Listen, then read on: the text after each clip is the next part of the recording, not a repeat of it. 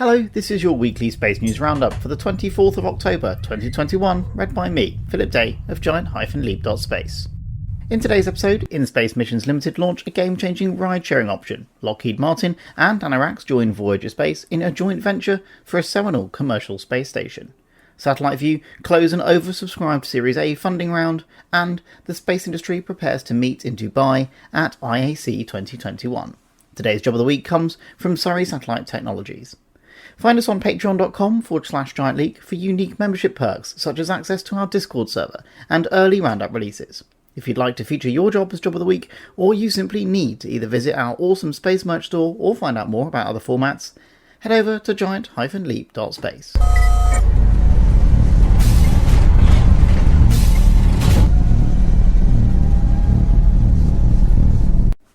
In-Space Missions launch game-changing ride-sharing option. In-Space Missions, a Hampshire-based company, continue to impress with a new ride-sharing option for relatively large payloads. This news follows that from earlier in the year with the major DSTL contract win for Titania spacecraft. Now, In-Space is to expand their payload hosting capabilities in their Faraday range. Most of us are already aware of Faraday Ada, which is due to fly in 2023 after the loss of Faraday 1 on the Electron rocket disaster last summer, which prompted Peter Beck, CEO at Rocket Lab, to apologise to In-Space and their customers. Already forging ahead to build the future, In-Space has now announced that alongside Faraday Ada will be another Faraday spacecraft, a big brother. Faraday Bell will fly in formation with Ada, hosting not CubeSat-sized payloads, but payloads weighing up to 80 kilograms.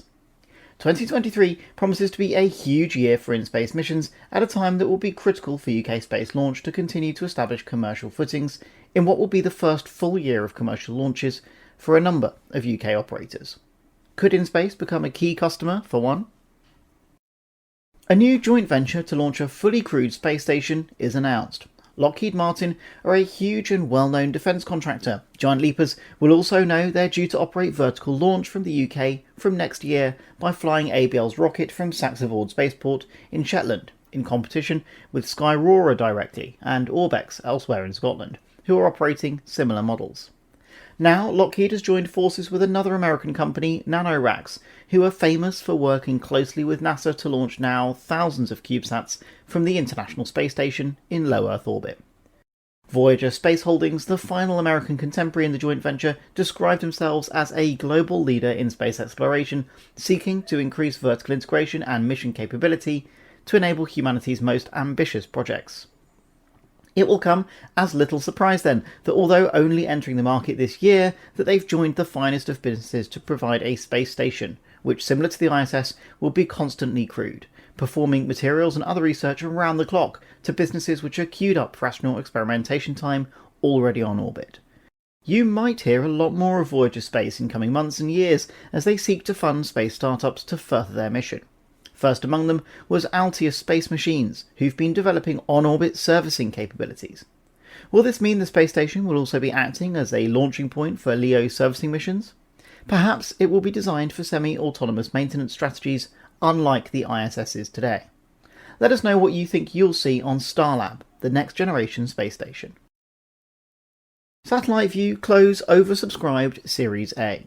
The Euroconsult 2020 FinSpace top tech startup Satellite View, based in Surrey, has already had a strong year for growth. Back in the summer, the company closed a seed round with a raise of £3.6 million led by Seraphim Space Capital. Less than 6 months later, they've done it again. The company completed a Series A raise this week, netting a further £15 million in their mission to place assets into orbit, providing critical climate data through the use of thermal imaging.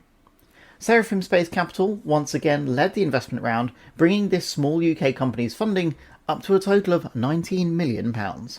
It's expected that this new funding will unlock the development and launch of a further 7 satellite assets, which will focus on the emissions of the built environment.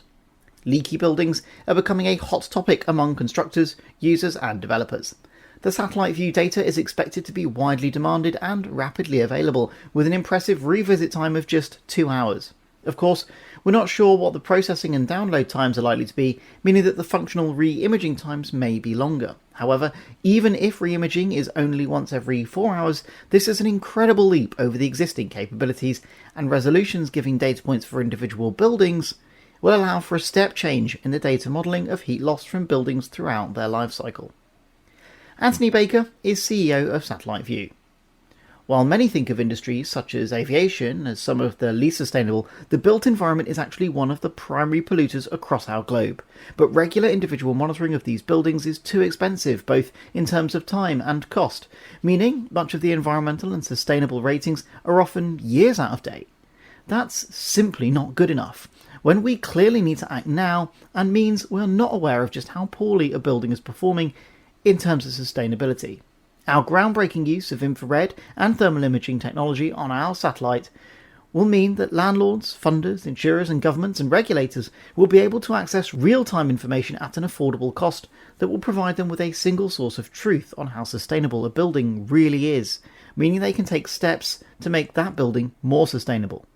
This latest round of funding means we can look ahead to the launch of our first satellite in late 2022 and start the process of securing delivery slots for the remaining 6, he said. Space professionals flock for IAC 2021 next. Giant Leap is having a membership drive. If you're first to sign up after this roundup, or you manage to persuade the maximum number of others to sign up to Patreon for just £1 a month, I'll send you some free merch. Head over right now to patreon.com/giantleap, where you'll gain access to Discord, me, and more membership perks. This channel and I really appreciate all of your support as we try to fund a trip to Glasgow to meet space businesses for you. We need your help. Don't forget to let me know in the comments if you've joined or encouraged others. If I haven't announced the merch giveaway in the comments, you're still in with a chance to win, so check that out. UK space industry professionals flock to Dubai for IAC 2021. The International Astronautical Congress 2021 this year is themed Inspire, Innovate and Discover for the Benefit of Humankind, which launches just 3 hours after this roundup has gone out to you, running from the 25th to the 29th of October at the Dubai World Trade Center. Thousands of professionals from across the world are going to network, announce exciting plans and products, and move the global space industry another step into the future. The whole event is sponsored at the highest level by Lockheed Martin, famous for being signed to operate ABL rockets out of Scotland as soon as next year, working in JV with Nanoracks and Voyager Space, as we discussed earlier, to generate a commercial space station and many more industry-leading products. Sitting behind them as so-called gold sponsors, you'll be glad to hear are ESA, funded in large part by the UK government, JAXA, our close allies and friends, and UAE Space Agency, who have been significantly influenced by the UK industry as they formed and matured in recent years, and who so successfully sent the Hope probe to Mars at the last launch window. Other names also reported on the channel are also sponsoring the event. Airbus Defence and Space, based here in Stevenage, Northrop Grumman, Boeing, Nanoracks, Astroscale, D-Orbit, Planet Labs and more. AAC Clyde Space are exhibiting, as is the International Space University, Surrey Satellite Technologies, and of course the UK Space Agency, alongside international partners such as NASA, JAXA, Roscosmos, the UN, Open Cosmos, and more and more and more. So, plenty of news is expected to come out of this week in the form of new orbital assets, new ride-sharing possibilities, and enabling infrastructures. We expect to hear more on constellation propositions for Earth observation too. Perhaps somewhat lacking as official exhibitors are the UK launch providers, but there's plenty going on there too, which we hope to provide a window to for you over the next few weeks as we catch up with our friends in Pointy End Up, Flemmy End Down operations for you. For this week's #JoboftheWeek, SSTL is based in Guildford here in the UK. They're a major player in the global satellite manufacture business and they're recruiting heavily at the moment. In fact, with over 30 job opportunities currently open across a range of seniority levels, it's a great time to join the growing business. Today's Job of the Week, though, is for a business development project manager. As we often say here at Giant Leap, you don't have to be a rocket engineer to work in the space industry. They're looking for somebody with at least 5 years' experience in the aerospace industry, with demonstrable experiences working on bids and dealing with commercial contracts. This is a great opportunity for a mid-seniority industry crossover from aviation. Check out this role linked in the description, or use the same portal to find all 30 other SSTL jobs this week. Of course, this role and more from this week are already posted on our Discord server. That's you all caught up. If you're listening on Apple, Spotify, or anywhere else there's a like button, please smash it now. It's a great way to ensure Giant Leap gets the support we need to continue bringing you the news. On social media, we're using the hashtag Giant Leap, where we usually post several times a day. If you'd like to be a part of it there, come and join us there. Thanks for checking in, and until next time, remember that every giant leap is set up by thousands of small steps. You've been watching a giant-leap.space news roundup.